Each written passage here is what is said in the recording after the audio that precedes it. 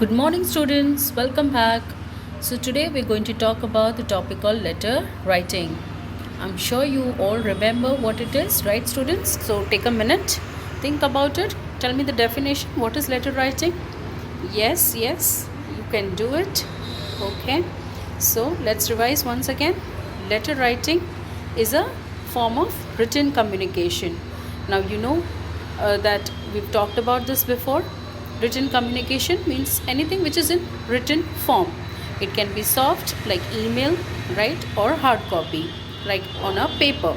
Okay, so but anything which is written. Okay, and it happens between two persons, means two individuals, or two parties, two business parties, right, whom we don't know that personally, but what we do, we when have communication, it has to be on a particular topic, right, matter, issue, or incident, anything. It has to have an objective why we are writing the letter, formal or informal, right? In informal also, it's not necessary that we have a subject, we have specifically we want to write, but for example, we just simply miss somebody and we write, so we still have a motto behind writing a letter, or just like that also we can write, right? But it has to be in a written form. So that's letter writing for you, students. Now there are many types of letters. Now I guess you know what I'm talking about. We've discussed about this before. Any bells are ringing? Yeah, informal letters, yes. Okay, and I taught you in the last presentation that what are informal letters, to whom do we write informal letters, what's the specific format for that, and it's how language is informal, and we write it to relatives, friends, to the loved ones. Okay, so that is done. Today, students, we are going to talk about the formal letters. You can see the examples. What are formal letters? Formal letters are like business letters, letters to editors of newspaper, letters of complaints, letter of applications. All these are part of formal letters. Let's once again look at the definition so it is more clear to you. Formal letter is again in written form. Okay, is one which is in written, and but the difference here, students, is that in informal we can use informal language, but in formal we have to be very careful that we use only formal language. Okay, so anything which is written in a formal language. Okay, and the other difference is that formal letter, informal letter, you have to follow a specific format. There's a proper format that you need to adhere. Such letters are written for official purposes with a specific objective mind. And as I said, that formal letters you cannot just write like that. You need to have a specific motto, specific aim, specific objective in your mind. Why are you writing this letter to this particular person, institution, or organization? Okay, so that should be very clear in your mind. You cannot just write hi bye or miss you letters to the miss you formal letters. That it's not possible. And to whom do we write? So we write, as I said, that there are types of letters. So for example, we write to the authorities. Authorities means government authorities, some one who has the position in some institution, some organization. For example, we are writing to municipal corporations for our problems. They are government authorities. They're working for the benefit of public, right? For, like, let's say the poor sanitation, garbage system, all this is looked after, looked by municipal corporations. So we write to the authorities that what is the situation in your area. Then we can write to the dignitaries. Dignitaries means somebody who is on a very good position again, and they are well known public figure. And for example, you want to invite them to your shop, on inauguration, or there's a new book which is coming on, and you have own your library and you want to invite the writer. So this kind of dignitaries, when you call, you know then colleagues means somebody who's working with you, so you write the letters to them. Seniors, to what kind of letters do we write to our seniors? Maybe apology letter, maybe something which you want to discuss about your job, or seniors can be in job also, and also obviously, for example, you are a student and you want to write to your head teacher, or you want to write to the principal for the leave you want to take, so leave applications. So all these are formal letters, students, remember that. Okay, fine. So as I discussed, so that there is specific format, and you really need to follow that format, students. So let's one by one discuss what it is. First of all, you need to mention the date. Date is very, very important, and it comes generally, you can write the date below the name and address of the sender, and also on the top hand corner, left hand side, beside the index. Generally I prefer that. Why? Because it grabs the attention. For example, you want to know that when this letter was written, so it clearly gives you an idea. It's on the top hand corner, left side. First thing, that's the proper way of writing the date. And there's also proper format for writing the date. You cannot just write, for example, let's assume that it's 5th November 2020. You cannot just write 5/11/2020. That's not formal way. It should look neat, it should look formal. So this is the way I've given the example. November 5, write the full month, then you leave space, then you write the date, 1/5 or 5 or 2, whatever the date is. Then you put a comma. Comma should be immediately after the number, not you don't have to put a space and then comma. Okay, so you need to remember all that. Then you leave little space, one space, and then you write the year. This is the specific way of writing the date, formal way. Okay, that you need to be careful. Then you have to leave one line, students. Then on right hand side, after leaving one line, you have to write the sender's full name. Full name means from who's writing this letter. From, leave one line, write the name, full name of the sender. For example, you are sending the letter, so you write your own name, and then full address, complete address. Why, students? Two reasons. One, for example, if the letter is not delivered, then it can come back to you safely, it can reach you safely. And the other thing, if the receiver wants to send you a reply, wants to ask something, then that person is aware that who has sent the letter and where to ask again.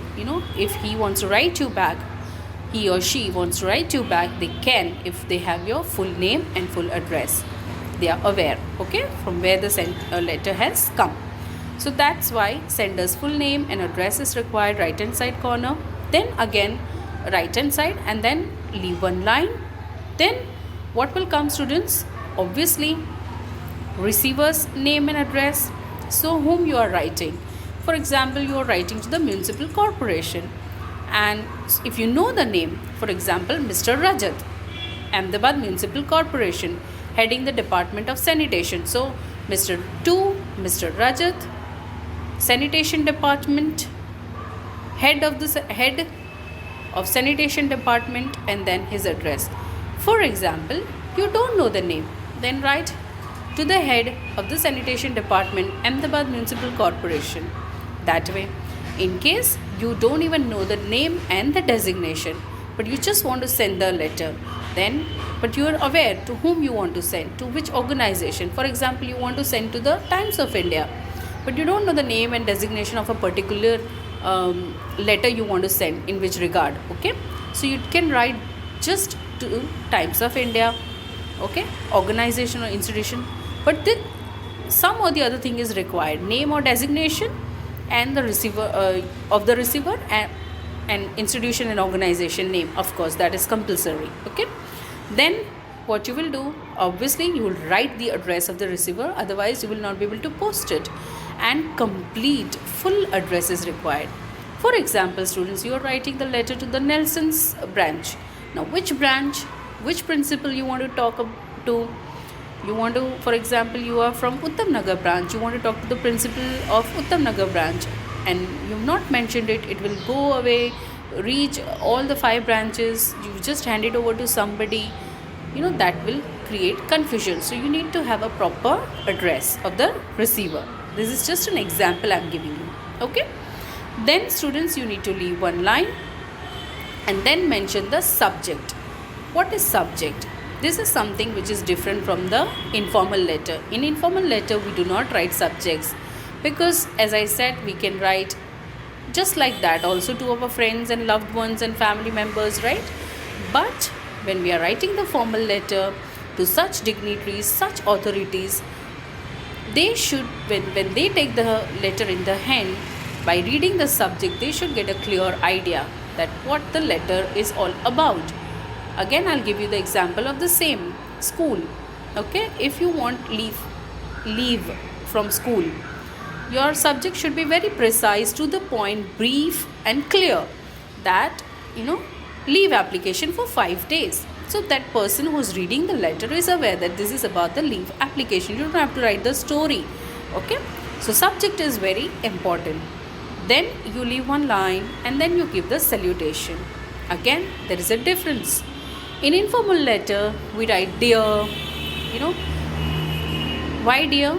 Because we know the person. We can call that person by dear, lovely, that way. We can address them.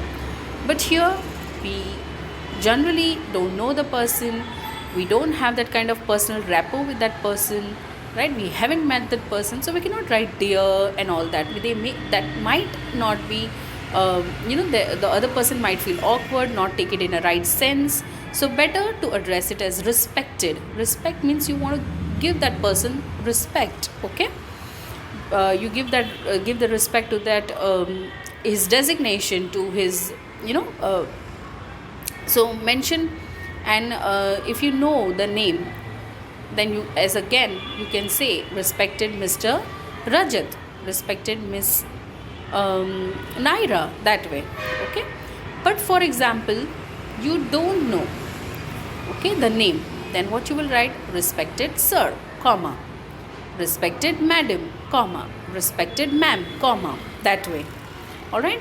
For example, you don't even know that the gender of the person. You just assuming, like you just want to write, so you can write this way: respected sir oblique madam. So it is safer side. Like if it is sir, then sir, that would be taken it sir. It would be respectively. Like if whenever we are not aware about the gender, we write it that way: respected sir, comma, dash, oblique, and then madam, comma, same as I have written. Then students, you leave one line and then you start your main letter. Now letter, body paragraph, body. Okay, so there are 3 parts. First of all, introduction, in which you mention about yourself, your name, where are you from, what is the purpose of writing this letter. Then in main content, you talk about main issues in detail, what you want, what are you talk about the exact issue that you are facing, right?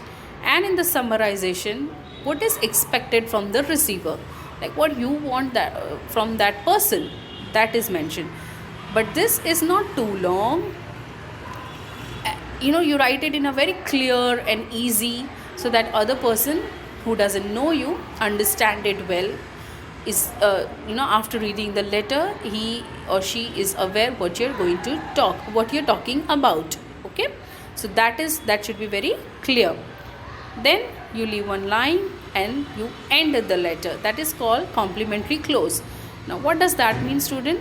That means you thank the person for the time. You leave one line and you say, awaiting your positive response, thanking you in anticipation. Means you're thanking that, and you are assuming that the person will reply you in a positive way. You are just so that's a good way of ending the letter. And then again you leave one line, and on the right hand side you write yours truly. I'm giving you only one example. We'll talk about this in the next slide. But you cannot write yours lovingly. Why not lovingly? Because again, the person is not close to you. You cannot tell a stranger lovingly, right? So you write yours truly, yours respectfully, yours faithfully. All these things you can use. People end the letter like this. And then you write the name of the sender. If you are the sender, you write your name and then sign it.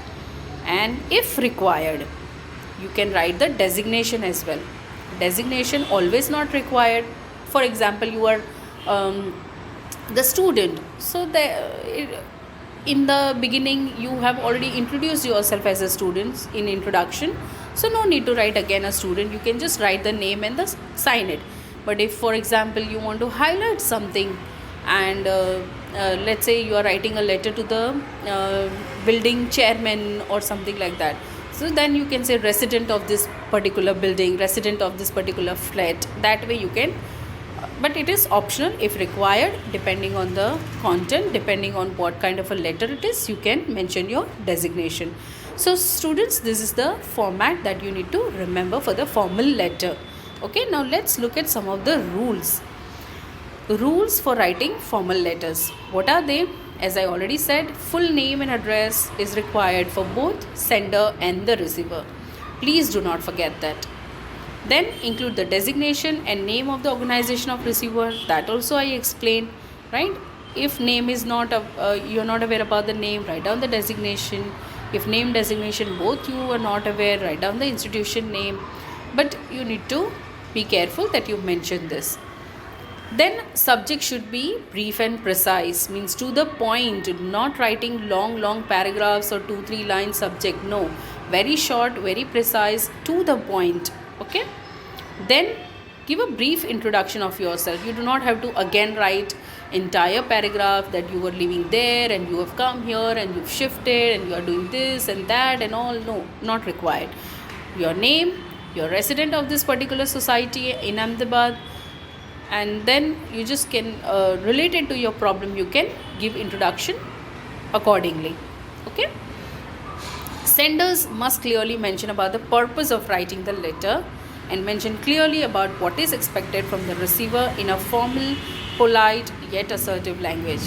Why assertive language? Students, sometimes what happens is when we write complaint letters, what we do is we go beyond, like we are so angry sometimes that so many times I've written the letter but my complaint is not addressed.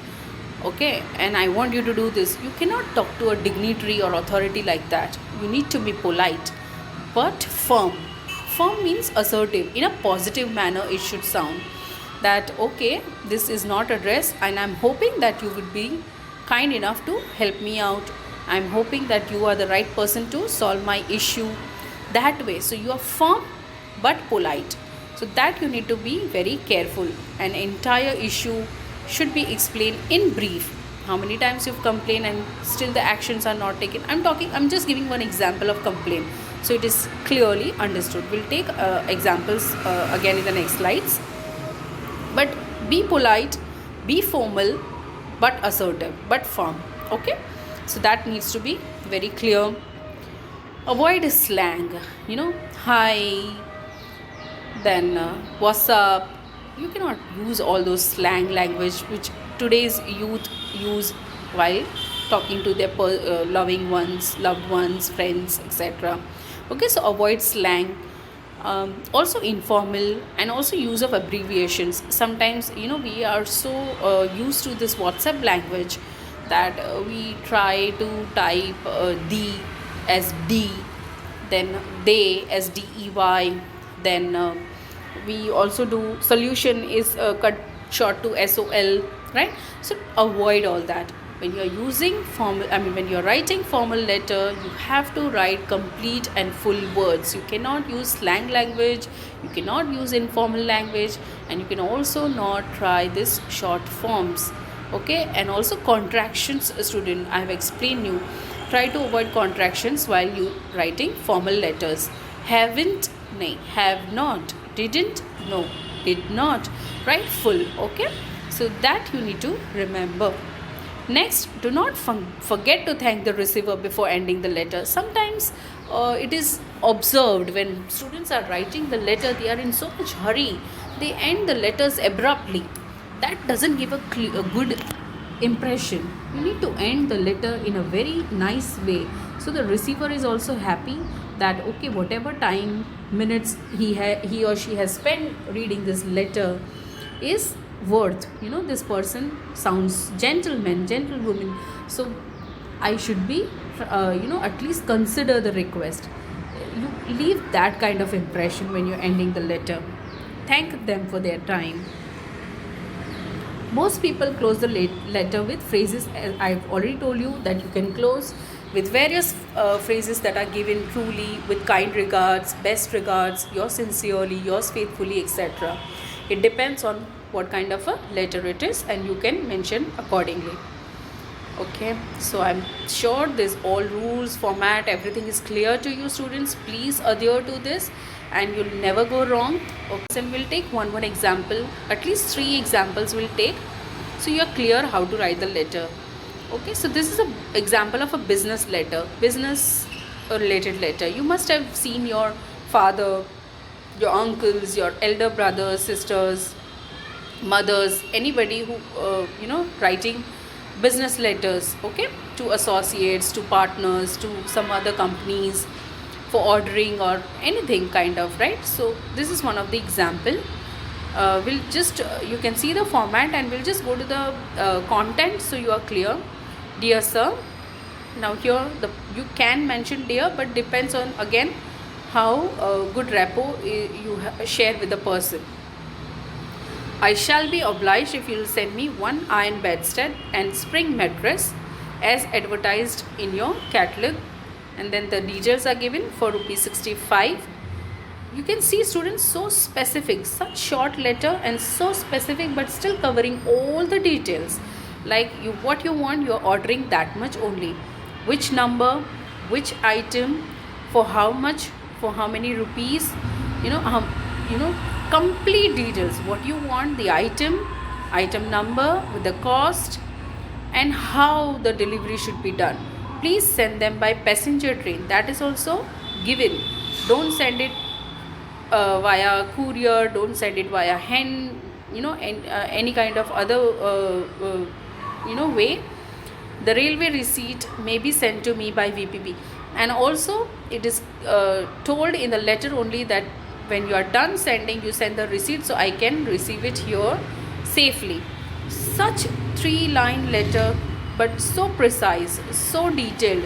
The other person doesn't even have to talk or call back or write a letter in return to ask anything. It has all the complete details, precise, to the point, very formal.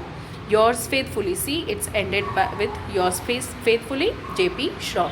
So this is one kind of letter, business letter, where you're ordering something from your partner or from anybody from whom you are taking the material. Okay, let's look at one more letter. Now this letter is written to the editor of the newspaper on the scarcity of water supply in a town. You can see entire thing. Okay, the date and different but formats, but talking on the same line.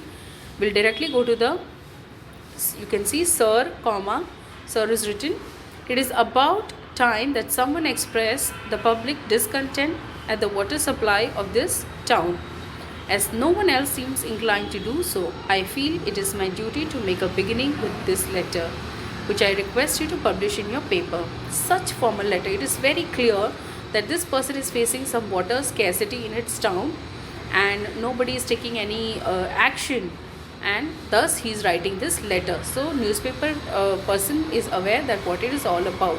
Okay, water has now become so scarce that it is turned on only a few hours every day, and the quantity supplied to each family is so small that it is scarcely more than enough for drinking purposes. Now here he is going deeper in the issue that it's not even available for drinking purpose. It's short for that as well. The town has grown, and yet the water supply is only when it was 20 years ago. Now it is now he's giving in one line more information that this much water was enough 20 years back. Now the population is increasing, the town is increasing, developing, so obviously we need water, more water for more different kind of purpose. Okay, so that is explained. The question has been before the municipal committee many times. See, now in the next paragraph he also says that I'm not directly coming to you, I've already done the I've already followed the channel. I have to first complain to municipal committee and I've done that. Okay, but nothing has been Done. That's why he is writing the letter. If the municipality will not do its duty, the public should appeal to the government to bring pressure to bear on it or to appoint a new committee. Now he wants to put some pressure on the government, so the municipal committee is forced to take some action, and thus he has written this letter to the newspaper editor so he can publish, and some pressure is then made on the committee, or either the committee will start working or they will change it. Something will happen. If all options are tried and it has not worked, you can do this way also. So this is also a formal way. Again, such a big issue, but explained so nicely in brief, precise manner, and still everything is clear. And see how beautifully it is ended. Thirsty resident, it clearly shows the emotion that how much is this water is important for this resident, this person, and it's showing the real issue, right? Just by writing this much. So you can call this also as a designation, thirsty resident, a good ending. Great. So let's look at one more example. This is a complaint letter, student. How do you write the complaint letters? So, gentlemen, on the 5th of April, I sent you an order for science material for my school selected from your latest catalog. Yesterday, I received the consignment of goods mentioned in your invoice number 10, dated 10th April. On examining the goods, I found that some of the articles sent were badly damaged and several thermometers and test tubes were broken. Evidently, the goods in question were not properly packed to avoid breakage in transit. Now here, when you are writing the complaint letters, you need to be very precise what you are talking about. Like, when did you receive? For example, this letter is basically focusing on some damaged goods the person has received. Okay, so for example, you are the head boy, you are asked to purchase something and it does not come in a proper way. You can write the letter in this similar way, that I had received it on this date and I had ordered this thing, and this many things are broken. This is not, it feels as if the packaging was not correct for the items ordered. So these goods are damaged. I am enclosing with this letter a list of damaged and broken articles sent to me, and I request you to replace them at an early date. So you are also making a request that these are, and you are also sending the proper list with it, that see, these are the goods ordered, this is how they are damaged, and this is the price value of it, and either replace it or return the money back. I hope now you'll be able to write the letter on your own. It is clear to you. Just remember the rules, practice, and I guess you're good to go. We'll soon meet with a new topic. Till then, have a very good day. Take care.